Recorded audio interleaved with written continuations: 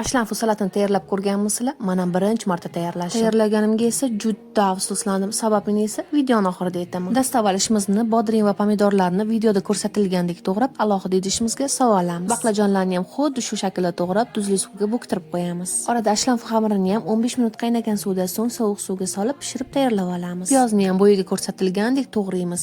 So'ng svetofor bolgarskiy va chesnoklarni to'g'rab tayyorlab olamiz. Ana endi tuzli suvda turgan baqlajonlarni suvdan to'kib, yog'da chiroyli qilib qovurib, idishimizga suzib olamiz. Xuddi shu yog'imizda endi boya to'g'ralgan piyozlarni solib, bitta aralashtirib, ketidan qiyma qo'shamiz. Chesnochnik priprava, qizartiradigan yoki tomat qo'shamiz, yetarlicha soya quyamiz va 1-2 qovuramiz. Qiymalarimiz ustidan boya to'g'ralgan bolgarskiy va chesnoklarni qo'shib, bitta aralashtirib 5-10 minutga dimlab qo'yamiz. Ana endi bodring, pomidor, baqlajon ustidan bitta cho'rka qilingan sabzini qo'shamiz. Ketidan boya qovurgan qiymalarimizni ham qo'shamiz va tayyor ashlanfu xamirini ham solamiz. Bitta yaxshilab aralashtirib olgach, xohishga qarab ukrof va qalampir solamiz. Ozgina soya qo'shib, tuz, namagini to'g'irlaymiz. Rostdan bu salatni tayyorlaganimga afsuslandim, chunki salatni ta'mi ko'rinishidan ham juda ham. Retsept yoqqan bo'lsa, yaqinlarga ham yuborib qo'yinglar. Videoni yo'qotib qo'ymaslik uchun o'zingizga saqlab olinglar. Ana endi meni kanalimga tez ulanib olinglar. Hali bundan-da zo'r retseptlarni birgalikda tayyorlaymiz. Video yoqqan bo'lsa, like bosib qo'yinglar. Fikringizni izohlarda kutib qolaman. Hammaga yoqimli ishtaha.